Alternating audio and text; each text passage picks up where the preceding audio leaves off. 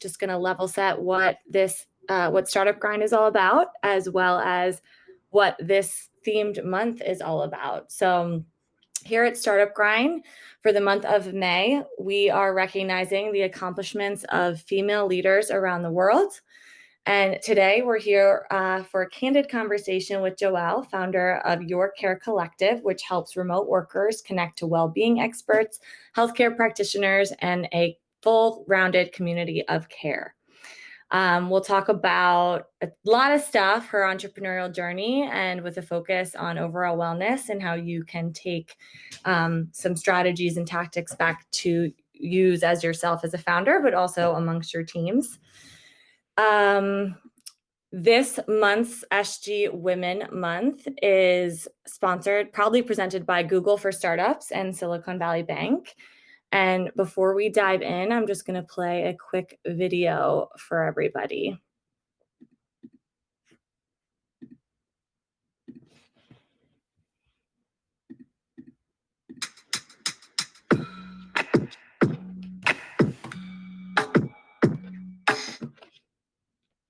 Every year, Startup Grind hosts our SG Women Month, proudly recognizing the accomplishments of successful women leaders all over the world. These women are founders,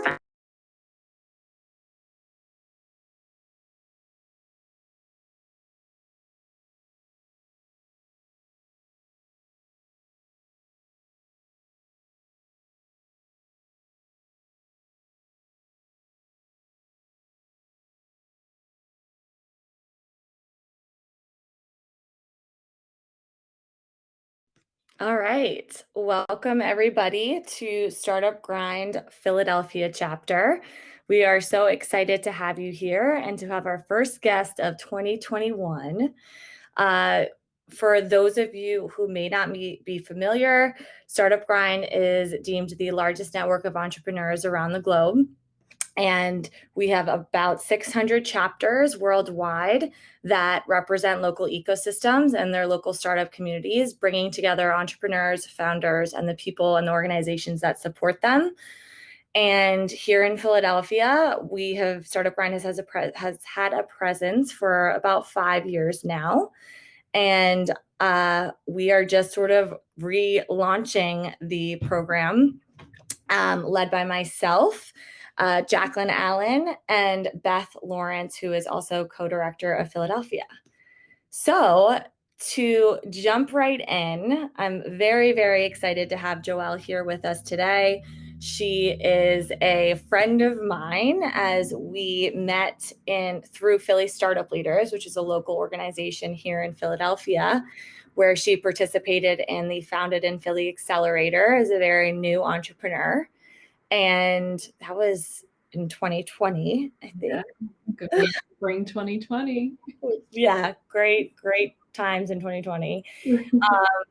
But as you know, as typical in the startup world, I'm sure things move quickly. And I think that 1.5 year time period since the accelerator, so much has happened. Mm-hmm. So I'm so excited to dive in with Joelle to hear about her progress as a founder with the focus on wellness. And we're going to dive right in. I think to start, let's just hear a quick intro about you. We'll kind of maybe hear a little bit about what your company is doing now, and then work our way back, starting from the beginning, to hear more about your journey. Sounds good. I am so happy and honored to be here with Startup Grind, with Startup Grind Philadelphia, and for this relaunch. Congratulations to you two in relaunching this chapter. I know we will all benefit, and Your Care Collective specifically is so happy to have you. So my role is founder and CEO within Your Care Collective. We launched unofficially in June 2020. That was when Your Care Collective was really brought into fruition as I pivoted out of my previous business idea that I went through Founded in Philly for. We'll chat more about that, I'm sure. And the most official launch was in December 2020. And so here we are we focus on supporting the well-being of independent workers and remote organizations. So we have ways to serve folks both at the individual and the collective level. Awesome. Cool. I can't wait to learn more. We were chatting yesterday and I intentionally didn't ask you anything about the business. So I'm excited to dive in. But before that, tell us a little bit about how you found yourself in this world of entrepreneurship. Like we met, I think we're still full-time. So what kind of gave you the bug? What bit you in terms of, I need to do this. I need to pursue being an entrepreneur. Where did it all begin?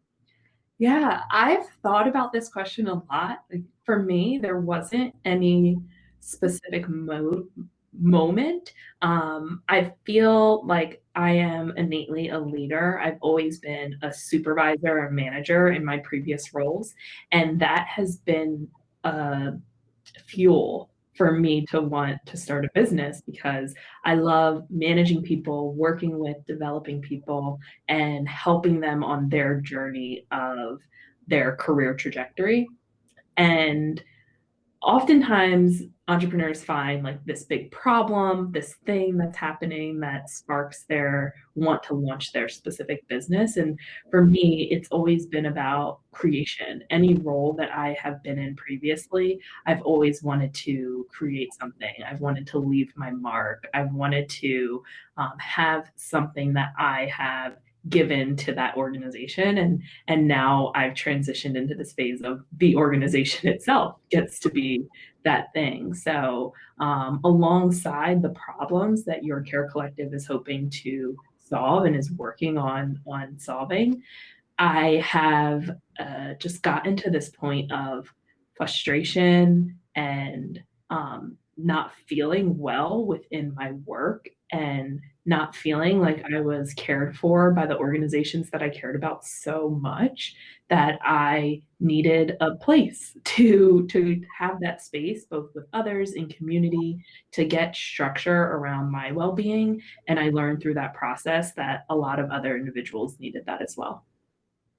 That's awesome. So it's cool. I like how you described it as it wasn't necessarily one singular problem that immediately you wanted to solve. Like a lot of entrepreneurs sort of think like to make that jump, they have to have a problem and they want to solve it and the business is built around it. It sounds like you more so had this entrepreneurial mindset that was really a mentality around wanting to be your own boss because you wanted to create a space that centered around mental, physical well-being, all that fun stuff.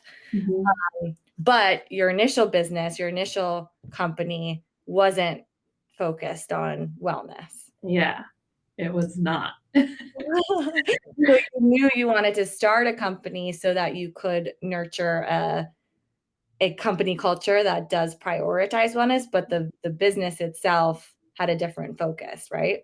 Yeah. So both this company culture that prioritizes wellness and community. So my previous business was centered around travel, connecting explorers and locals within the Philadelphia area with one another to meet up, be in community, share stories, and to do that while supporting local businesses. So I am not going to say that it will not exist one day because I do have that entrepreneurial mindset. But as of right now, that idea is on the shelf. But it gave light to the impact that I wanted to make on the world and on people. It's my personal mission to create a more interconnected world and for people to feel like they have the ability to impact the people that they are around.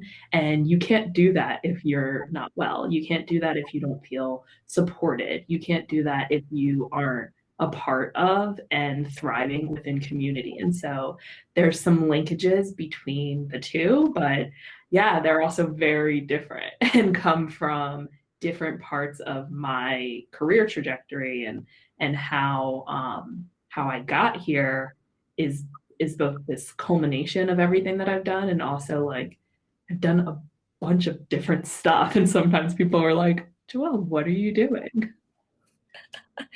So tell everyone, what was the name of that company? Mm-hmm. And we want to know what didn't work Mm-hmm. to lead you down a different focus path. Not to say that that company won't exist one day, Yeah. but walk us through a little bit of that entrepreneurial journey, because we know building a startup is not easy, and there's a lot of pivoting involved and adaptation, and Mm-hmm. just walk us through like what didn't work, what worked well. Mm-hmm.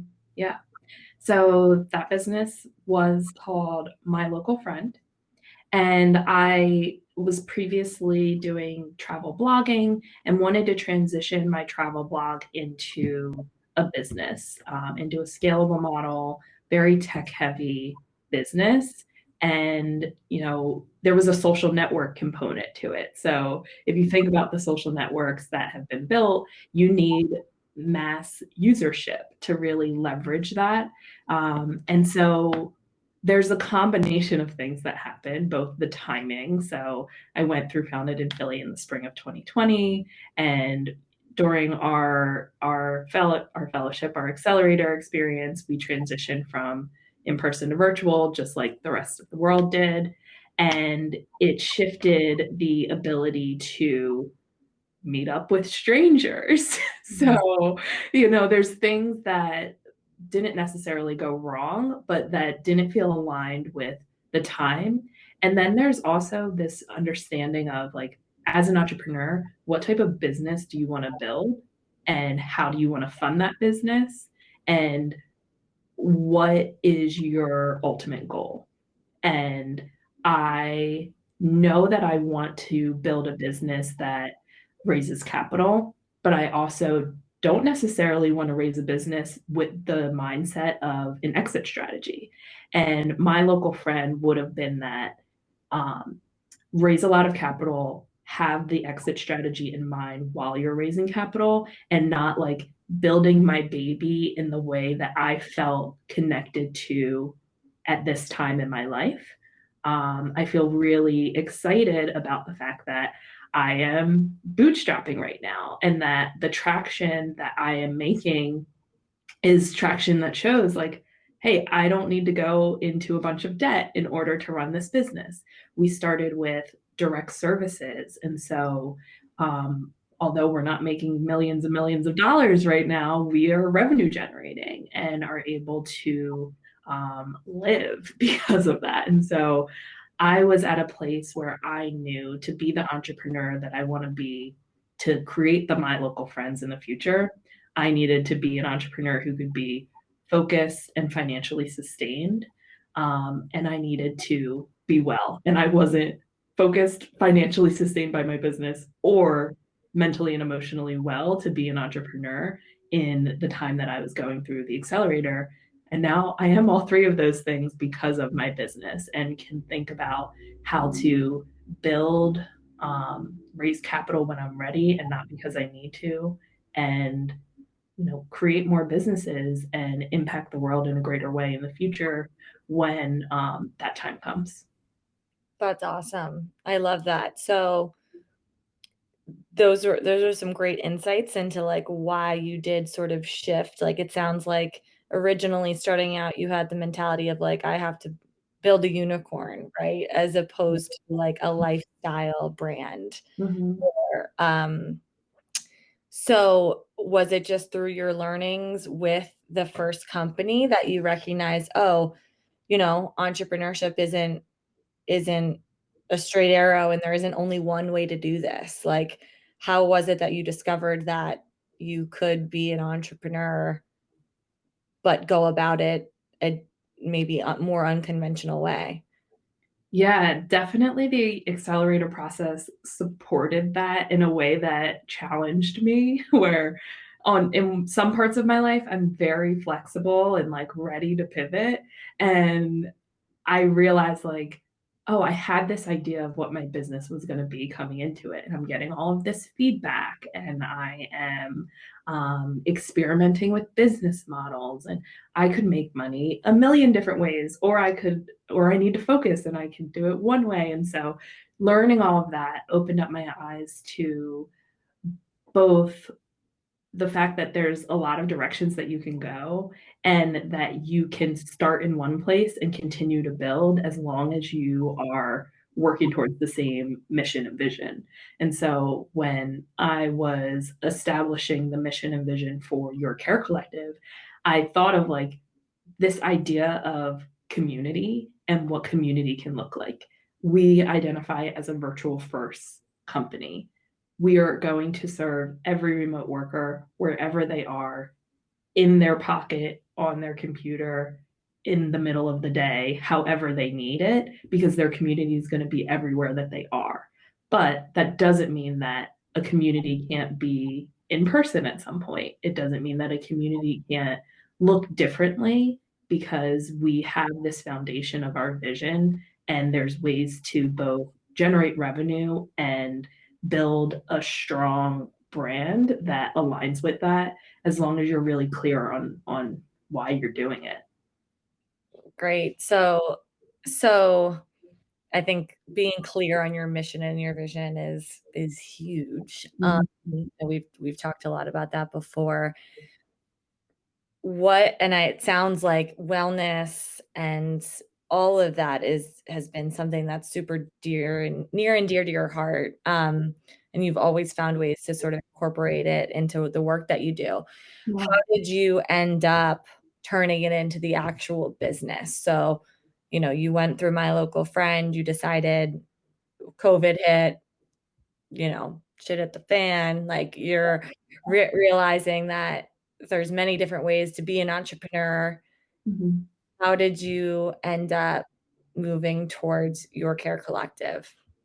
Yeah, so in the midst of going through the accelerator process, I was working with a friend to facilitate a live well-being program for women. And that was like the last thing that I did before the world shut down at the end of February. And it was really successful, and it was rejuvenating, and it was something, once again, like I was creating because I was like, I need this in my life, and therefore I want to be a part of creating it. And I partnered with really awesome organizations like ENDC, which is a co-working space, hotel, and a wellness center in DC, and I believe they have a location in Hong Kong. And was able to see the impact of that type of engagement, and in particular, like when you work on yourself with others. And I wanted more of that, but in particular, I wanted to create something that was scalable and served me and others who were the most in need. And as we were navigating the pandemic, I was having conversations with potential customers and doing the research. That the main thread became this remote work. And we know that people are going to find it really difficult to transition back into their offices full time. I was reading something yesterday that was saying that about 44% of individuals were saying they wanted to stay remote, another 44% saying that they were interested in hybrid. And then there were other percentages that never left work and that were like, please take me back to the office. But those percentages were so small that employers are going to have to adjust, and they're going to need support to do that. And the first customers that I had actually weren't remote organizations. They were organizations that were thrust into the remote atmosphere and were sort of in crisis and needed support. So it became, I guess, this product market fit of who are the people that need service now and are going to continue to need service in this growing market and growing community.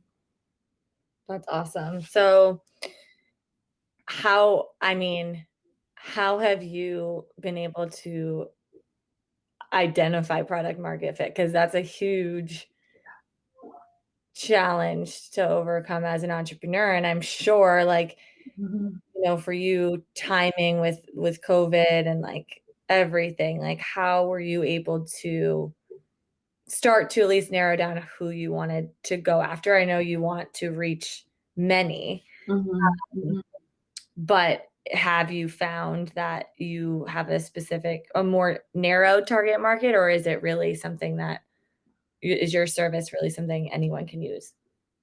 Yeah, I feel like it's been challenging. I got a lot of validation early on because of this need and the state of our world. And now, as I am crafting my organizational model, organizations love direct service workshops that are custom to their needs. And I'm like, I want to give you more. Like, I want to give every employee access to something that's going to serve them at this individual level, which is ultimately going to serve your organization as well. And so that's where I'm still finding product market fit, and where I am flexible with this terminology of an independent worker. So I have spoken to and am looking to bring in folks at the graduate student level. So people who are really heads down, who are participating in these hybrid or online graduate courses. And most likely, if people are participating in those programs, they have external distractors from their program, families, additional jobs, they're working full time. So that's that independent worker that could benefit from our services that isn't the traditional, like, I am a remote worker. And then there's people who are freelance or small businesses or independently owned organizations where they're not necessarily serving their entire employee base. It might just be them running their business, but they are working independently, working from home, and they're looking for community. The market that we are most excited about serving is the tech space, and knowing the demands, but also the level of flexibility that often comes with working in tech spaces, that you don't see in other industries like the education sphere, where a teacher can't just put on their calendar, like, I'm going to give myself an hour of self care every day because they are in front of students. And so I'm really looking at who is an independent worker and having a lot of conversations to continually define that and get those people into our beta program. So our beta program at the individual level is in progress. It started this week. And those individuals are going through a 3-month group coaching program through our custom curriculum that starts with goal setting around their area of focus. We look at 5 different areas of well-being: social, financial, physical, purpose, and community. And they focus in on one of those. They have weekly challenges and a well-being expert to guide them through those challenges, as well as live sessions with the collective in this custom community space. And that's what we're getting the foundation of right now, and hoping that organizations are excited to have that built for them at the full level. Yeah, I love that. Break it down a little bit more with those categories for those of us who can just use the lingo of wellness and holistic health and Yeah. mental health. Like, how did you determine those categories and what are they? Yeah, so we use the Gallup Share Care Wellbeing Index. So these 5 areas are said to create this whole picture of wellness or well-being. And well-being is feeling excited to live and feeling as if you are thriving in these 5 different areas. Social is that interpersonal, so engaging with others, feeling like you have happy relationships in your life, while community, which is often confused with social, is more about your physical space. So it's liking where you live, feeling safe, and feeling like you want to actively contribute. And community is really fun to me because I just bought my home last year and have been doing a lot of, like, how do I create this space that is what I want to spend all my time in. And I was telling you earlier, I painted my office walls and I created something that has truly increased my community well-being in a way that I've never experienced before because I used to move every year. So it was like, don't hang things on the wall, don't get too comfortable, like you're going to pack up and move. And now I'm like, all right, I'm putting a hole in the wall, like you're going to stay here. Then there's financial, which is, what it sounds like. And financial well-being is one where it's a matter of context. So we aren't saying that to be financially well, you need to be a billionaire. It'd be nice if we were all billionaires. We probably could be, but economics. But financially well for you might look really different than it is for me. It's based off of your life experiences, your understanding of and relationship with money. And so are you feeling comfortable financially and like you're able to provide for the necessities?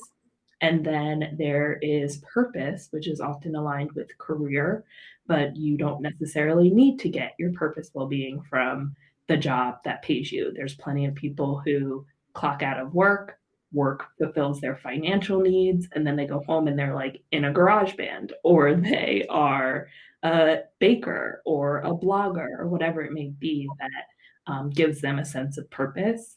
And then lastly, there's physical. And we like to look at physical as mind, body, and spirit. So not just how you physically look, but how are you nourishing yourself in a healthy way?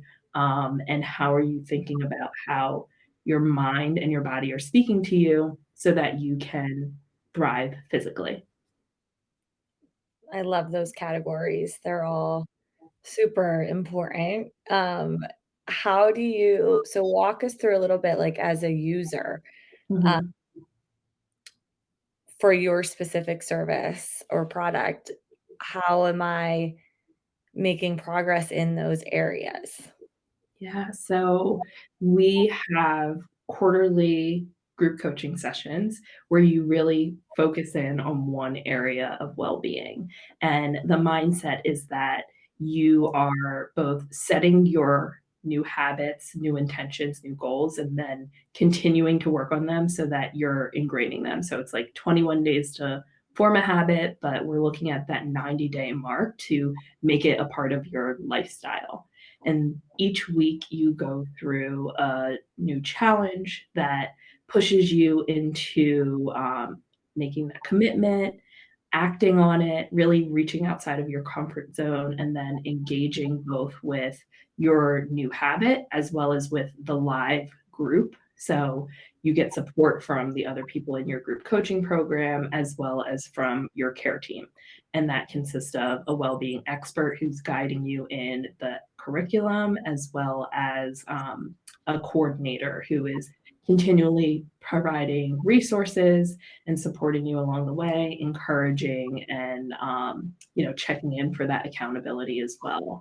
So this is that like individual level that serves you and then creates that collective support or organizational support at the organizational level. We have options for building a community custom for your team where they can participate in the quarterly programming or they can participate in custom group workshops that are designed for your industry and for the needs of your organization. So it's really that awareness, understanding these 5 different areas and how you can create a care plan to dedicate time and energy towards those small incremental steps of change.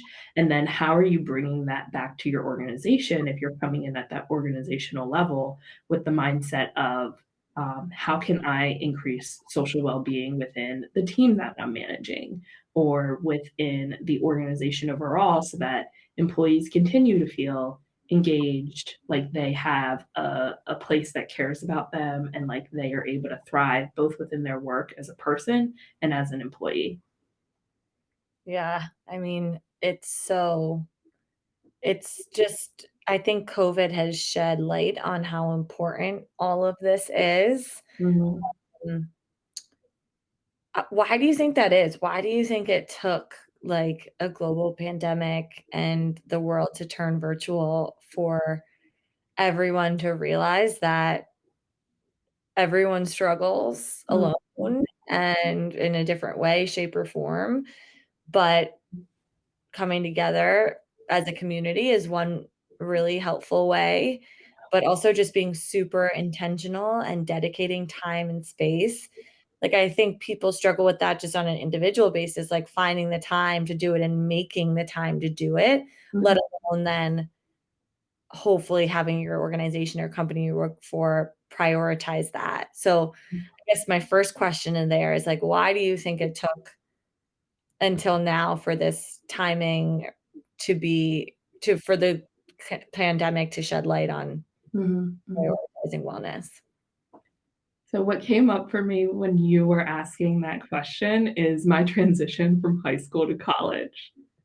And I I was not a great studier. Like I got good grades in high school, grateful that I could make it through. Didn't feel super challenged, but I wasn't a great studier. I didn't have a plan. And when I got to college, I feel like we're told, like, you're gonna have so much to do, you're gonna be so busy. And I actually had this abundance of time because you weren't in school and in class as long as you were in high school, and you didn't have family members over top of you, and you didn't have all of these extracurriculars yet.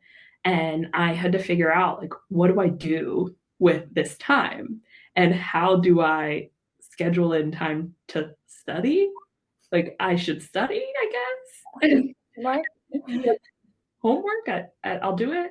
I just have to read? What? So, like, all of these questions about, like, what do I do with this time? And so when I think of the pandemic and what became this, like, I don't need to commute to work anymore. I don't need to spend an hour, 2 hours of my day driving, going from one place to the other, walking from one office to the other. Like, we had this weird abundance of time. And even though that time was often filled with more and hyper productivity, we still had space to think and space to fill in a way that could have been more detrimental to our mental health and emotional health, or more productive. So some people like took a walk occasionally, and other people never left their desks. And we almost had to, as a nation, as a world, as individuals, like meet that precipice of burning out before we could have that sense of clarity. And I think that that phase has happened for everyone at different times. And in particular, going into the remote work atmosphere, you have to constantly assess, like, what works for me today, because your home life and your work life is so intertwined. And if you thought that remote work was just going to be this like awesome experience where you get to be in your pajamas all day, it was a sad and rude awakening to know that, like, when you're in your pajamas all day, you might feel like you're in bed.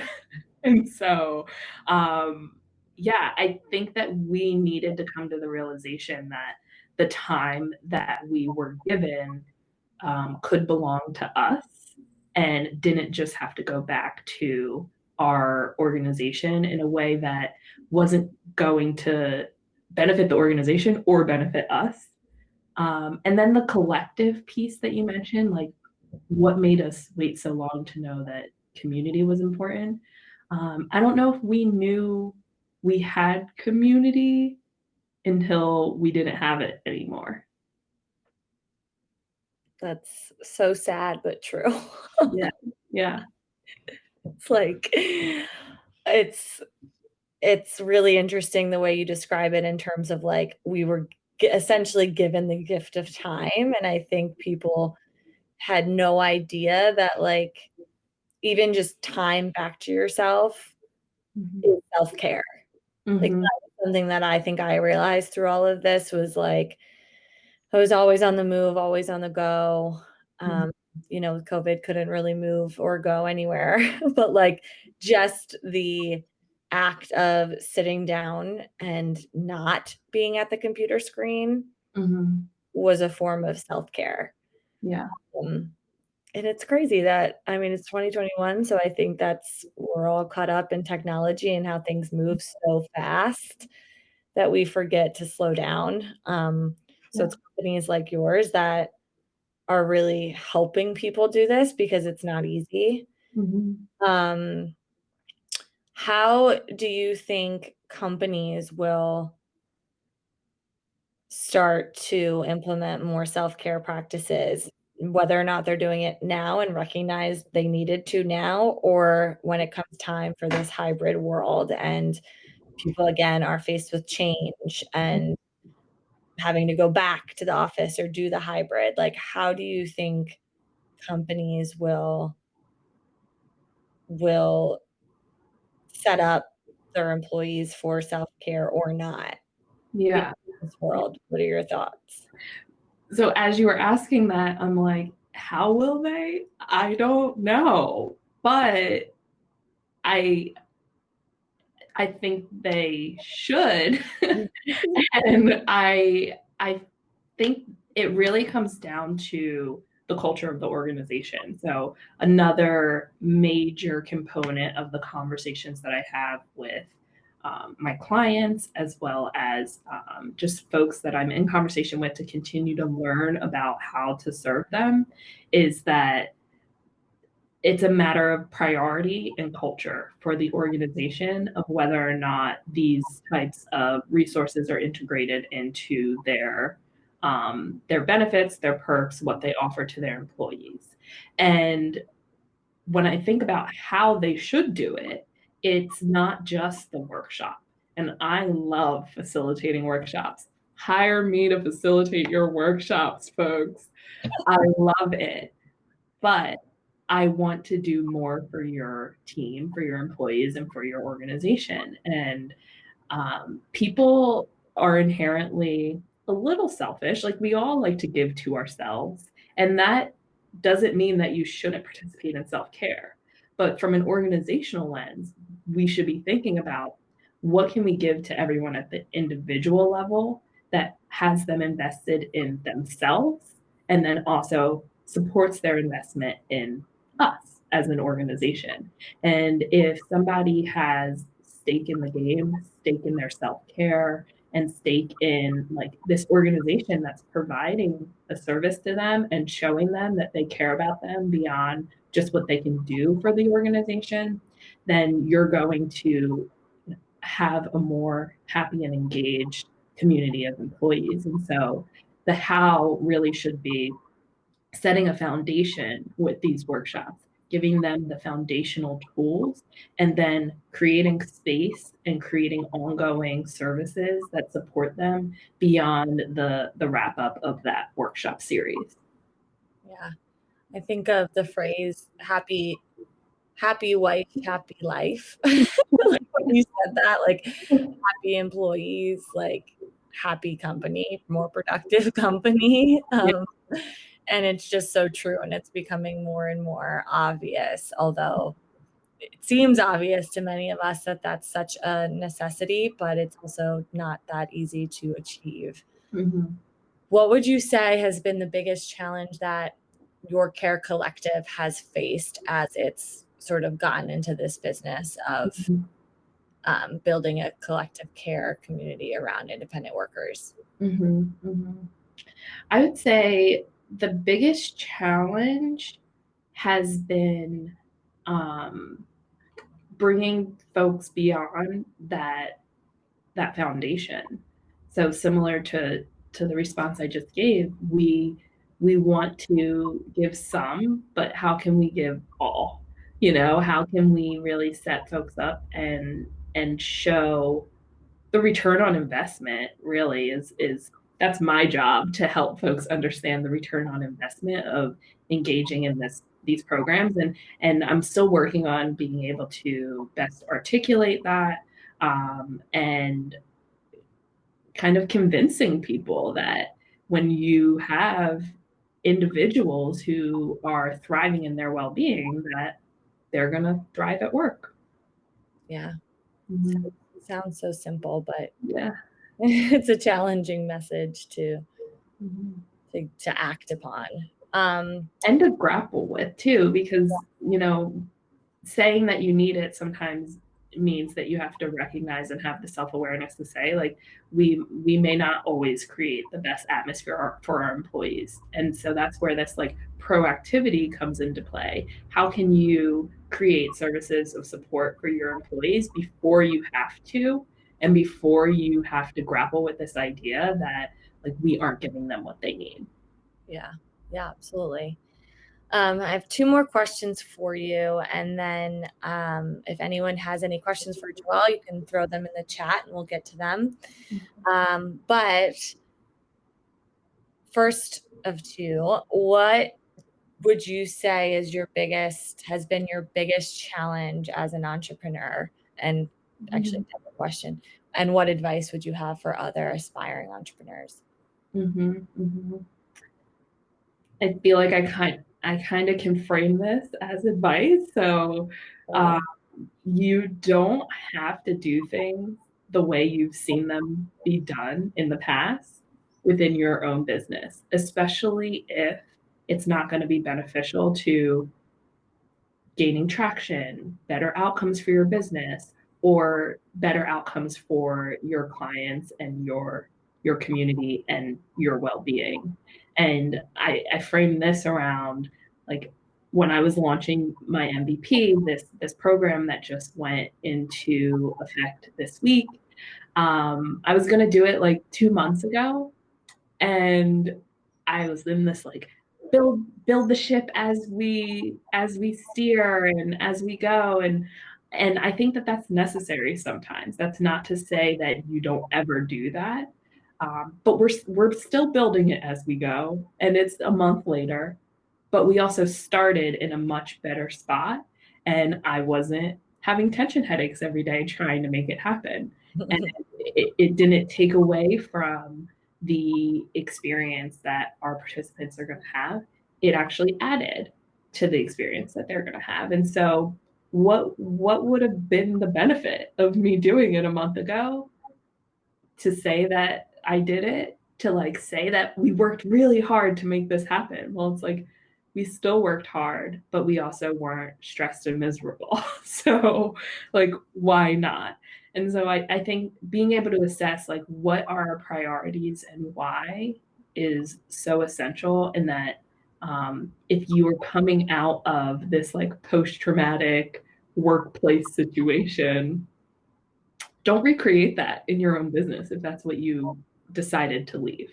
Yeah, absolutely. I mean, burnout is real, whether you're at a company or you are running your own company. And I love that your business is centered around, self-care and well-being, but you also practice what you preach in terms of how you run the business. And a lot of entrepreneurs can learn a lot from that, because there's just, as challenging as it may be, and as maybe a little bit of a mind shift it might be, it's possible to approach your business and your entrepreneurial journey with wellness at the forefront. So I think you're a great reminder of that. Last but not least, where do you see your Care Collective in 5 years? I know that's tough, but what's the vision? Yeah, I love this question because it pushed me to write down this vision that feels ambitious and big, but at the same time, I'm like, well, that's where I see it in 5 years. So let's start saying it. So we are really focused on building virtual well-being communities for organizations. And so I see in 5 years, we have thriving communities in the virtual space for organizations worldwide, that we have taken the next step in our roadmap, and individuals have the opportunity to log into our platform and get matched with their individual care team, and that we are at our 1 year anniversary of the Your Care Collective physical space, which is a co-working meets health and wellness center, where you can come and every remote worker has a space to both be in community and have access to the necessary well-being services and healthcare practitioners that will help them to thrive. They'll have their care team at the tip of their fingers throughout the workday, and are never going to have to worry about not being able to engage in collective care. It's an incredible vision. I love how it was almost like we've like flipped the switch in terms of we used to build things like physical or in person, and then the tech came out of it. And now Mhm. in 2021, it's like you're building this for the virtual world. This is, the tech behind it, but the vision, the long-term vision is the physical in-person space. And it's Mm. just, I hope to be a part of one of those physical locations one day because it sounds incredible all around. um, Love to have you. I'm number one fan in line. Um, well, thank you so much for sharing your journey with us and some insight into the wellness community and different strategies around why that's important. We do have one question in the chat. In a decentralized work environment and community, what are best practices to keep the members activated and engaged in inspiring and productive activities virtually? Yeah, I love this. And my first response is, what do your employees want out of, engagement? I love to ask the question of what types of services are they interested in? What type of engagement opportunities are they interested in? Because we can create programming, but of course we want them to be served based off of their individual needs. So it's like tap into the individual in order to serve the collective. That's one of the reasons why we have these different focus areas where you can come, be in community, and be served on this general level, but you can also have the opportunity to focus in on the area of care that's most important to you. And then when I think about best practices, consistency is really important. So making sure that they know what to expect. So if that means that you are doing some type of like a professional development activity once a month and a well-being activity once a month and a social activity once a month or whatever it may be, creating some type of consistent engagement so that folks can look forward to it and can be reminded of it. And then lastly, getting your supervisory and managerial level in on the goods, getting them pumped and getting them excited to motivate their team and remind their team. Because if you as a leadership team aren't making it a priority, then it's going to be a lot more difficult to get the rest of the employees within your organization invested as well. Great. Thank you for that insight. Um, Well, I just, again, want to thank you for being here. You are an inspiration, and the world needs more founders like you and also more organizations like yours. So we know you're going to do great things, and uh, we're happy to hear more about this because it's a very important topic and very timely in the world right now. So thank you, Joelle, for being here, and we will catch up with you soon. Thank you so much for having me. I appreciate it, and I look forward to engaging with you all in the near future. Tell everyone your website or how they can potentially learn more. Yes. So you can find Your Care Collective at yourcarecollective.com. Your Care Collective is most active on Instagram, and you can find me personally at Joelle Cares. We're also on LinkedIn and Facebook. And then you can join as a member to our virtual wellbeing hub, the Care Center. And all of that information is on our platforms as well. So Your Care Collective Instagram is the number one space to get all the links, all the goods, and our first 500 members of the Care Center will be free for at least 1 year. So get up in there. Amazing. Cool. All right. We will talk to you soon. And I hope everyone has a great rest of your Wednesday. Thanks for having me. Bye. Bye.